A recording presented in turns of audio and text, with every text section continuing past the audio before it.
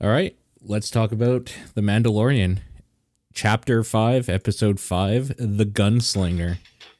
We are officially over the halfway point now of this show. That's crazy. That's fucking terrible. I hate thinking about that so much. So this one starts off weird in the middle of like a space battle between, like, he's being chased by a bounty hunter in space. And in media res. What's that? In media res, it's the coming in the middle of the story thing that A New Hope does. Right. So yeah, he's being chased by a bounty hunter because of course he is, since he has Baby Yoda.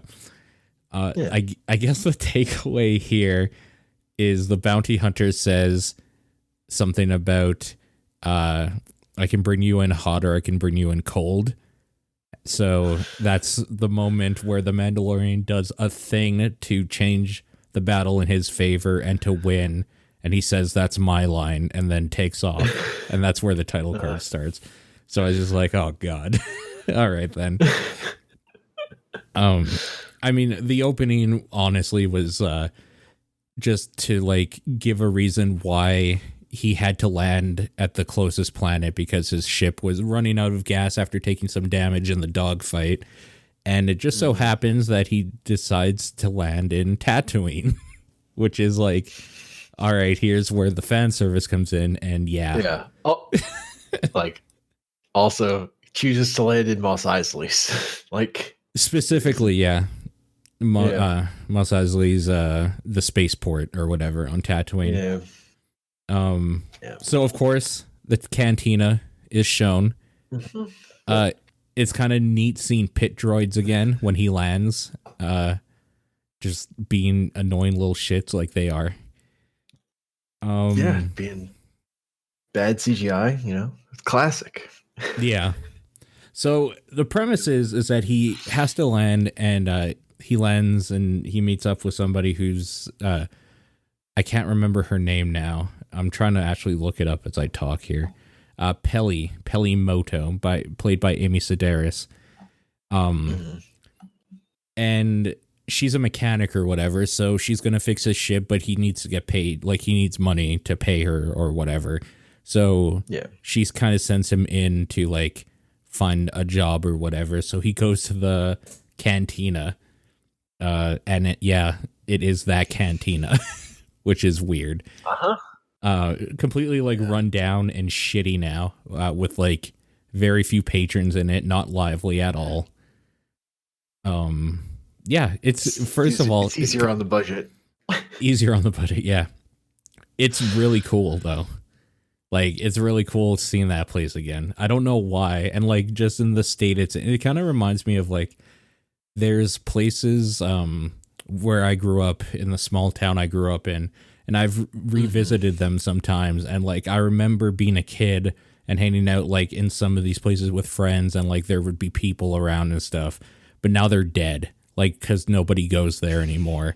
And it's just like, it's still that building, but like the feeling is gone, and they like recreate that perfectly by just having that that fucking, I guess they refer to him as Tin Can, but that robot that is in Jabba's palace, that is I guess the intake droid for C-3PO and R2-D2 to like find them jobs for what they're gonna be doing under Jabba's reign. That guy with the long head. So anyways, the reason he's there to like look for a job or whatever, he finds a solo random person just in the corner sitting there, who offers him, a bounty hunter kind of, who offers him a job to help him bring in who he doesn't even know is like a world-renowned assassin for the Hutts, essentially. Like, very dangerous person.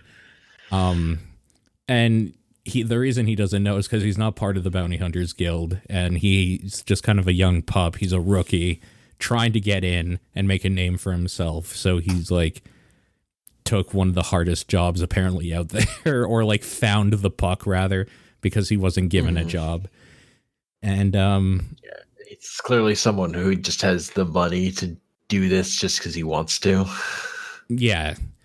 And he offers him all the money. He offers the Mandalorian all the money for the bringing it in, because he just wants the renown essentially for it.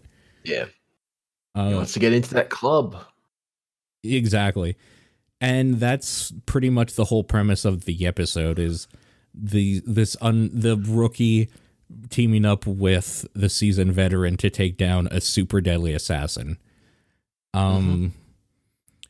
Okay, so his name is Toro Calican, and I fucking hated him from like the second he was on screen. I don't know what it is, but like where Han Solo has that charisma where you know that he's like kind of a shitty, shifty person, but like you still want to talk to him. This guy has like the opposite, where like, fuck that guy. That guy's such a douche. You can tell right away. And like he plays it up the whole time. He is so douchey. It's amazing. He reminded me of like James Franco. A little bit, yeah. A little bit like James Franco, for sure. Less stoned, but yeah. I guess like it's also worth saying he's sitting at the seat where Han shot Greedo as well. Yes. Because this episode is so much fan service, it's ridiculous. It's absolutely crazy. There's a lot of it, yeah. Yeah. So yeah, he's looking, the woman he's looking for, the assassin, is named Fennec Shand, and the last that his little beeper told him where she was, the tracking device is on the other side of this giant desert area in Tatooine. I can't remember what it was called, but it's like on the other side of just a giant open area of nothing but sand dunes, essentially. So yeah, they go out looking for her. Find. You skipped over the part where Baby Yoda gets left behind in the ship, but then opens the door himself and walks out. Oh yeah, Baby Yoda walks out and down the little ramp, and then gets picked up by. Oh my god, I keep forgetting her name because she's a little important in this episode, but like she says her name like twice maybe total. Pelly. Yeah. Pelly. Yeah. And she's like, I can take care of you, and then ask for more money for taking care of you. But it's obvious that like this is all filler time that they're using that for. But more importantly, because they know Baby Yoda doesn't keep a dry face in the crowd. He's gotta get into shenanigans. Yeah. By walking out into the world on his own.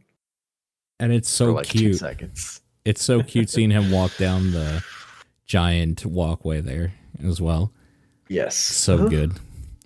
There's really nothing else to say in that part, I guess. Like, it just establishes that Pelly knows that there's a kid and maybe knows that, like, he's a bounty hunter at this point. I'm sure she does because she fucking works in Mos Eisley.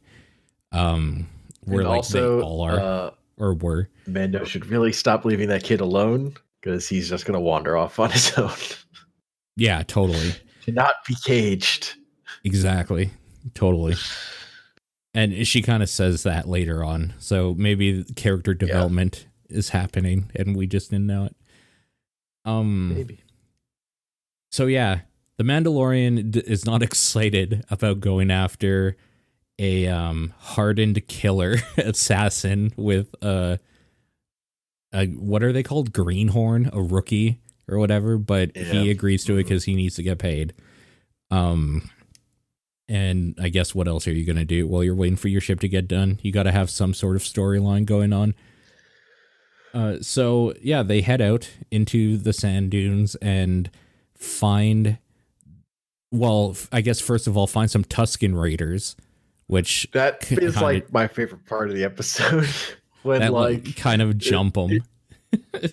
Yeah, well, where they're like, he's looking through the goggles, he's like, "Oh, Tusken Raiders." Yeah, and it's like, why don't you ask them? They're right there. They're right beside him. And then there's this weird little charades for like him talking to them in their language with like, his hands. He uses sign language to talk to them. Yeah. I guess that makes sense because it's weird because it seems like one of those things that they put in there because, first of all, fan service, but also because they know that there'll be that one guy in the crowd just being like, well, actually, they wouldn't be like have a very easy time getting through because of all the sand raiders around. And it's like, well, they just explained that away by they made a deal for free passage, basically. And it's whatever. It's fine. Also, we get to see the Mandalorian do some weird hand gestures and shit. And then the Tusken Raiders just kind of look at him. Deals and like that small economy stuff. That's like part of the show. That's one of the things the show does. Like, yeah, if people are interacting, there are transactions happening. Exactly. So yeah, they get the passage and head out, and then when they get to about the outskirts of where the area that she was in, it's something C. It's bugging me a little bit. I can't remember what it is, but it's something C that she's kind of chilling out in.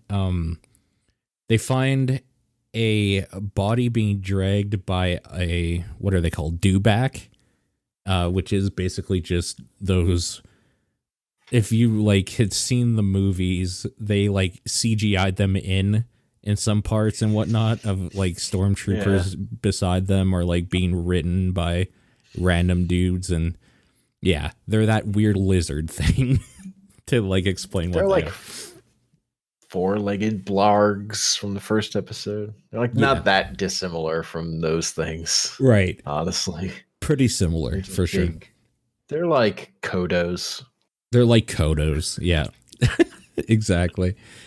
A big beast that you like would ride in the sand is all they are. Mm-hmm. And yeah, the Mandalorian gets off the speeder bike and goes to take a look at what the body is. And it turns out to be another like mercenary, another bounty hunter that obviously was probably going after Fennec and was shot because he's dead.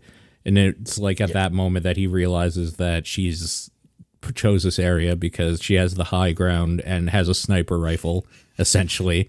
And he like takes cover before. Actually, no, I think he gets pinged, right? But it hits his armor. Yeah, he gets shot right in the chest. Or in the back. It's one of the two. But yeah, he gets pinged.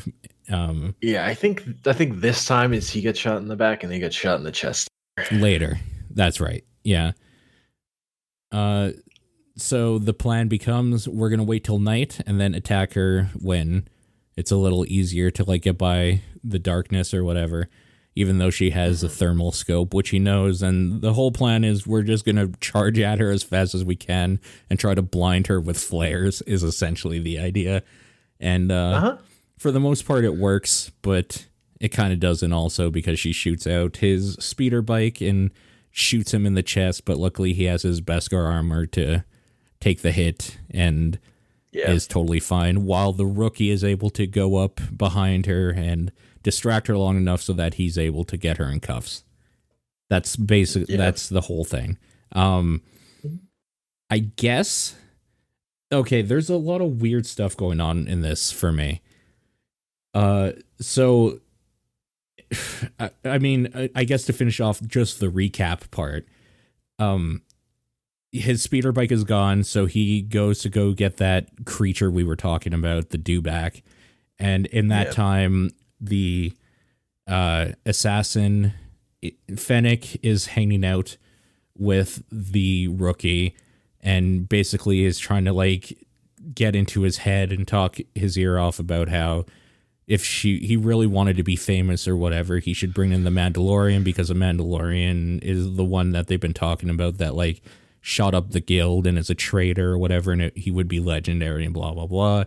To which he agrees and then offs her essentially in the sand or just shoots her. We don't know that she's dead. It's like the one smart thing he does is like, if I let you go, you're just gonna kill me.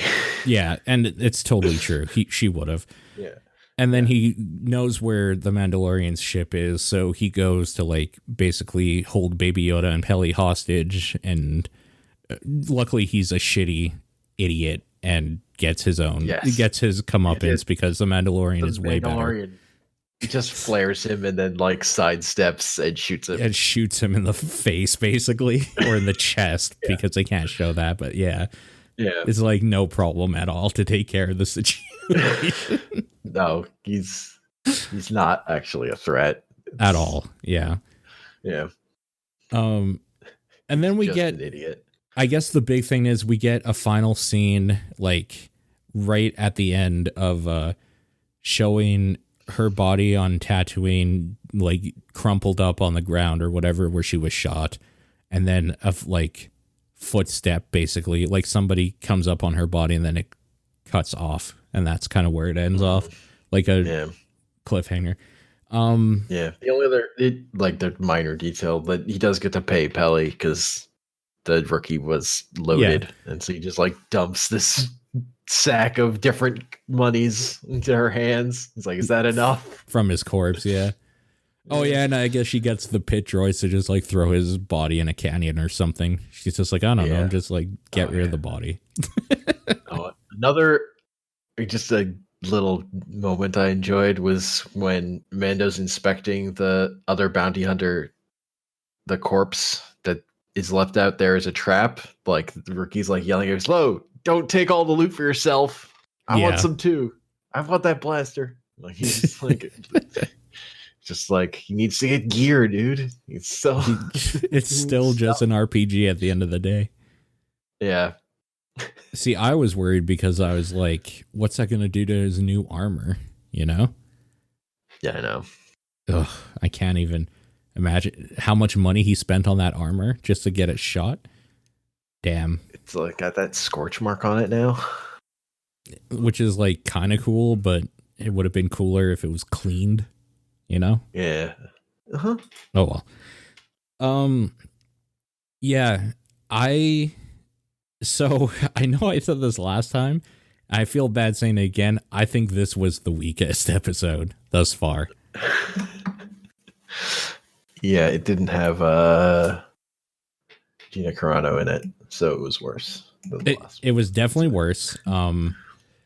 But it just felt like it set up a bunch of characters that could be interesting, kind of offed them maybe, and then like it doesn't really seem to matter, and it didn't give any of them time either. Like, I really think it might be possible Fennec isn't dead, or she like gets like brought back to life or something. There's something going on basically, and people have apparently speculated that that's what's his name, Giancarlo's character or whatever that's coming up in the season. That people are speculating that she was meeting up with the guy that like comes up on her body at the end, who apparently is an Imperial person of some sort. I haven't really read into it because I kind of want to just watch it, but like that's apparently like the idea. Like, there was the dude who's playing the main villain was in promotional material and he wears a cape. That's like that guy. Tell. Yeah, who plays Gus from Breaking Bad. Yeah. So people are speculating that that's him, and that seems to make sense to me. People were also speculating that like it was Luke Skywalker and stuff, and that seemed weird to me. So like I don't think that's the case. I think it's much more likely that it's like this main baddie that they haven't shown yet. Yeah. It's probably him. Yeah. And that was probably her contact that she was going to meet up with, that she would have paid the dude a bunch of money, maybe. Yeah. She probably would have killed him, frankly, but I don't know. Yeah. Like again, this episode, it's like this would be fine if this were just a show that we're just going to be on for like we were getting 26 episodes or something, and this was just this week's or whatever. Yeah. This was just a show that I was just going to live with, but there were only 8 episodes. It's like, They've put more pressure on these episodes by doing so few of them, I think. I think so too. I think that's showing through here specifically. Yeah. I don't know what I would have done differently. I probably wouldn't have cared so much about like some of the obvious fan service, like establishing shots and stuff like that, but it's kind of nice, I suppose. Like, it's fine. I kind of enjoyed it, especially when, like, at the very beginning, how he's about to land or whatever, and they're like, "This is Mos Eisley, you're clear for landing," or blah blah blah. It's just like, holy shit, we're here. All right then. Mm-hmm. I don't know. Yeah. I think more screen time for every character here would have gone a long way, especially Fennec, the assassin. I thought she seemed like she would be really cool. But yeah, she felt a little wasted. She felt wasted for sure. Honestly, even shitty Han Solo, the shitty bounty hunter rookie, he seemed a little wasted, even though he was kind of a douche. Like, everything here felt like it was a little wasted to me. And that's kind of a bummer, because it seems like it could have been really cool, like a really cool hour-long thing again. Like, I don't know, where I felt satisfied by the little we got of some of the characters in the last episode, I felt completely unsatisfied with what we got from these characters that they introduced here, I think is the problem. And yeah, I don't know. It just seemed weird to introduce a bunch of cool sounding characters only to have them iced like literally 10 minutes later. But whatever. What can you do when your runtime is half an hour, I suppose? Yeah, I don't know. I was mostly just from the start, I was disappointed. Because I just thought Cara Dune was going to be part of the show going forward. I thought that too. Yeah. It just wasn't there. So that was an immediate disappointment. Yeah. For me. Yep. Yeah, I totally agree.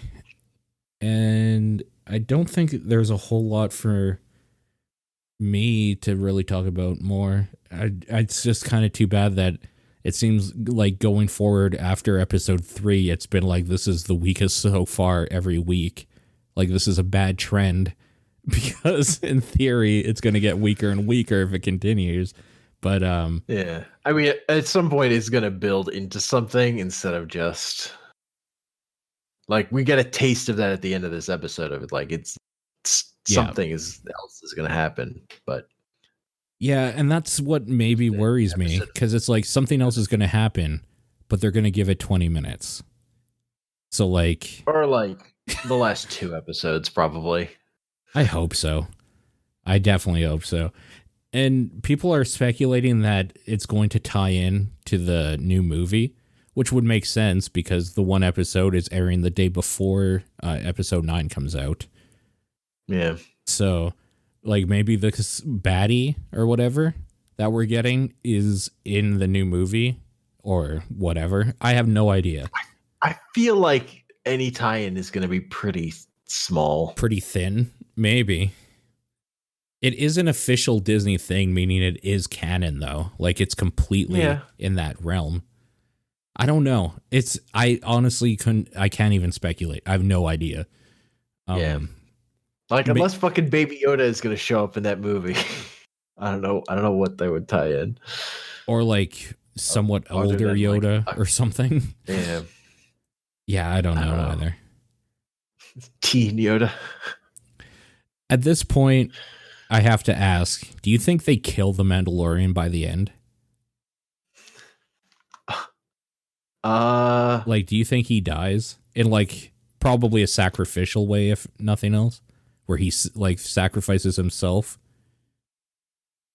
because they have talked about the like the what are they called, the lost or the younglings or the foundlings or whatever he was, and like the importance of like saving the children or whatever. Essentially, like they've kind of done that whole thing, and I could see him throwing himself in front of a bullet or something for Baby Yoda's escape or something.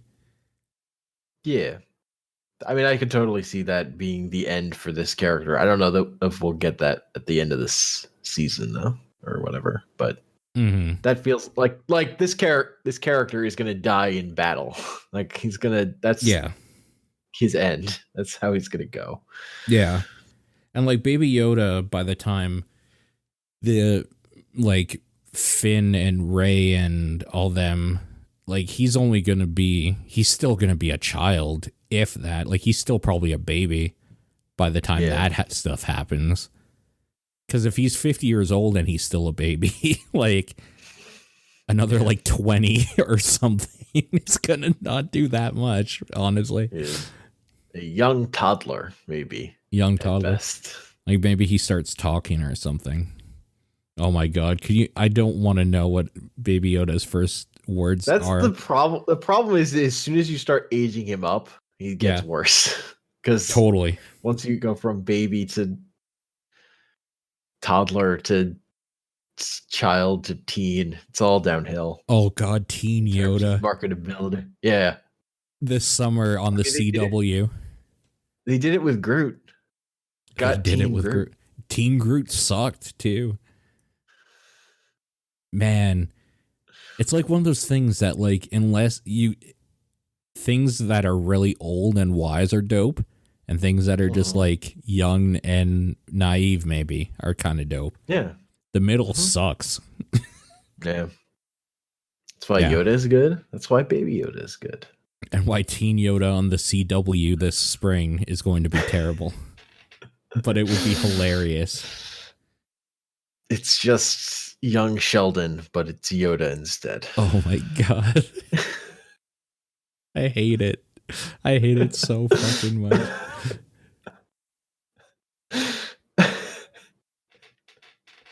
Yeah, I feel a little bad. I have nothing else to add about this episode. That's why it was just kind of more of a recap than it was like any opinions. Because it's like my opinion is that this is to me. It was fine. You know, I was entertained, but I don't think I would rewatch it though. Some of these I would have rewatched. I would rewatch for sure. This one would be a drag a second time through. Mm-hmm. Because nothing's going to happen, basically. I think that's why, for sure. Yeah. Yeah. No, like making that turn of turning like of him killing the assassin and turning him being the bad was a bad choice, I think, because like he sucked. He was like making the rookie the bad guy. It's like, yep, he gets shot. Not that hard. He's just an idiot. Especially because, like, I think if I were, like, I'm going to go back to how I maybe would have done it if you wanted to do this sort of idea again, is that this episode ends with, like, maybe her killing him, like, after triggering him, and then her trying to do it, right? To bring in the Mandalorian. Next episode is her hunting him or something like that. Or even just her getting away so that, like, then now you have a connection with this character that can be paid off in some future episode in some way or whatever. She seemed like a cool character and she got fucking iced by a dipshit. Yeah. Oh, God. Iced in such a dumb way. Like, the thing is that I kind of like the, like, unceremonious murders sometimes. Mm-hmm. But, like, when it's a character that I wanted to more than 5 minutes with, that sucks. I don't know. Yeah. I hope the next one's better. I think it will be. I feel like this might just be the particular down episode. Because, again, like, last episode, I've said this is the weakest one so far. And that's only because episodes 1 to 3 were, like, very strong for me. Yeah. Because I still liked last episode. This one felt uncharacteristically, like, bad for me. I don't know. I'm a little disappointed, but I'm hopeful because it's one of those things where it can't get much worse. And even the stuff, like, they did some cool stuff. This land speeder, like going across the sand really fast while they're getting shot at, I thought looked pretty cool. That was a neat part. The like dog fighting at the very beginning in space was neat. The fan service stuff, like for fans, is like fucking dope just for that reason alone. But otherwise, I get like, yeah, I don't know. I'm just mostly the fan service stuff was kind of whatever to me. It's like, yeah, we're in this place. These things should show up. That makes sense. yeah, because they exist. Like, why wouldn't you show up? I like the Tusken Raider scene. That was funny. The Tusken Raider scene was pretty good. Yeah. Just because like you don't get characters who are like, no, I'll just talk to a Tusken Raider. It's fine. It's like they're just other people you can talk to instead of like I murdered all of them and their children. Like like animals. Yeah. Yeah. And so we get it from them in the prequels, you know. And it's kind of it's a neat contrast when like Luke is looking through the binoculars and getting smoked in the head, or like in the movies. Yeah. This is kind of like, see, they snuck up on him, but the Mandalorian is talking with him. Like, it's no big deal. Yeah. No big deal. Yeah. Just give him something nice and yeah, you know, pay them their tribute and they'll let you through. It's fine. Yeah, agreed. All right, I have nothing else to add. Do you have any final thoughts about this episode? No. Yeah, that's about right. I hope the next one's better. I'm sure it will be. I have faith. I have faith in the Force. They haven't really used the Force a lot, which is kind of neat to me. Because, like, the Force seems like it would be a crutch. You have Baby Yoda, who's obviously strong in it already.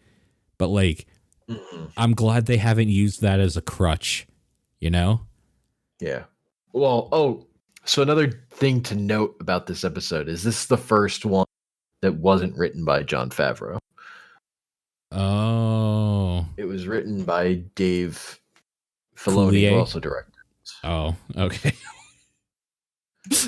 By Dave Coulier. He's the one who wrote this episode. And the next episode also isn't written by Favreau, but then 7 and 8 are. So I think 7 and 8 will be like the conclusion of the story. Yeah, I think 7 and 8 are going to be good. And then the next week will be the last episodic one, probably. Yeah. Okay, I guess I have to ask one more question to you. Also, next episode is written by Christopher Yost, who written for like the Thor movies, but also has written a lot of comic books I really like. Okay, so it could be good. Yeah. So, last question. Do you buy a Baby Yoda toy? I don't. Apparently, it's on Amazon, and it's a bestseller currently. So I'm gonna quickly look this up because I'm curious for myself. So Baby, I want to see what it looks like. How much did they butcher his image? Okay, it is an 11-inch small Yoda-like soft figure from the Mandalorian by Disney. It's official, $25.